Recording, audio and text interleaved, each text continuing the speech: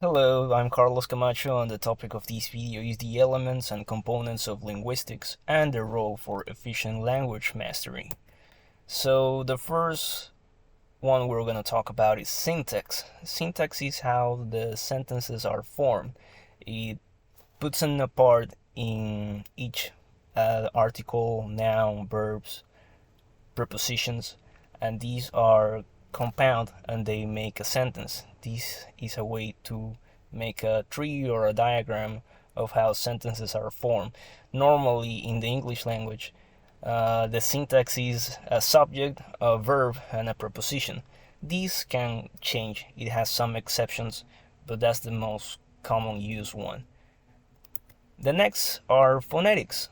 Phonetics is the science that studies how the human produces sounds, how our tongue moves, how our nasal cavity works, if we're using the teeth to pronounce a sound, what part of our tongue we're putting on our palate.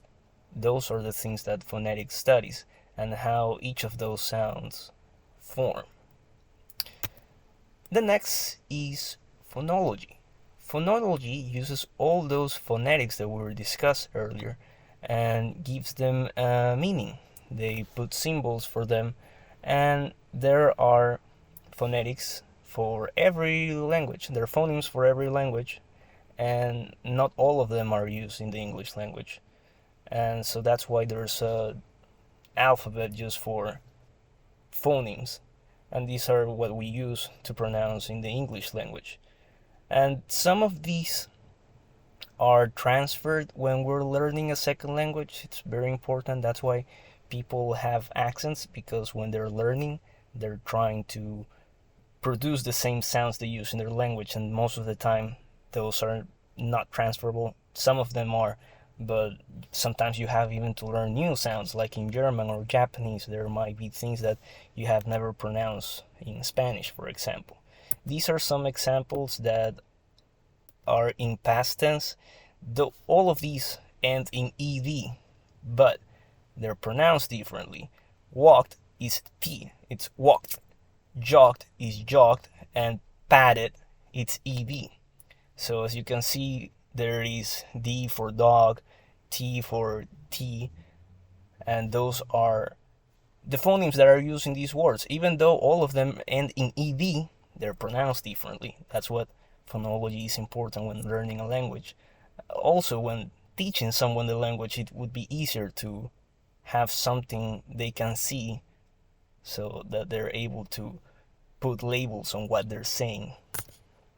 Morphology is another topic in language that is how words can be compound words when attached to others. That might be something that there is not in other languages, but here, for example, we use prefixes and suffixes, and these suffixes can change the meaning of a word. For example, there's twist. You can say this is twistable or untwistable. That's the same for these examples that are here, like unreachable, un meaning that's not able, and able that it's able to. The next one is semantics. Semantics, there are linguistics interesting meaning and the many ways that we can describe. For example, here's iphonyms. That would be a word that is a group of things. For example, fruits or animals. And iphonyms are what those things are part of it. So, for example, a cat, a dog, a bird, and for fruits it would be a banana, an orange, and an apple. An euphemism is what we use to not be harsh when speaking in society. Most of the time, feelings can be hurt. For example, when we're talking to relatives, we don't tell them your mother died or your mother got into a crash and ripped in half. So we use she passed away to make it more easy on the person receiving the information. The same thing goes for firing employees. Most of the time, that's not a good notice to get.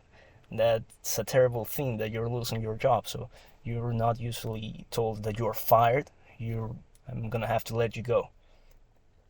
And the last one is pragmatics. Pragmatics are the context in what humans perceive the language, the communication, what they can infer. So most of the time we can use sarcasm, jokes, or even give like hidden messages. Sometimes maybe you don't want someone else to know what you're talking about with your friend. So there are codes, there are things that the receiver can infer in a message that the sender is giving him, and those are things that are studied by pragmatics. So most of the time, for example, in semantics, those are worried about literal things, what they mean, what they say is what they mean.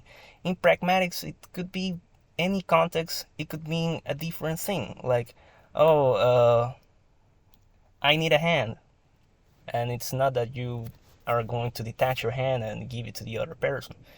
It's just that you need help, and it's a way of saying things. There's a lot of things that are not meant what they're literally saying, and that's why pragmatics is useful.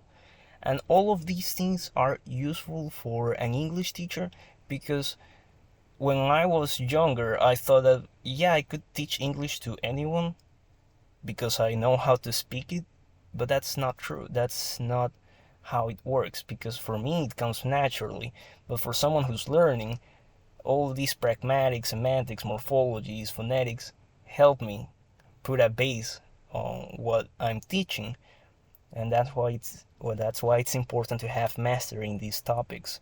And any English teacher should have at least a basic grasp of what these are, even if they don't use it on every class. Maybe you can, for example, you're teaching a new words, new vocabulary, and they might be having trouble pronouncing the words. Then you can come up with your phonetic alphabet and teach them how each sound is different, and then they can relate to the other words that they know, and they can say, oh yeah, this is like D instead of D, and things like that. So that's it for today. These are the references. My favorite one was the Pinker. That guy, awesome. I've never seen such an eloquent guy. I wish I could become like that one day.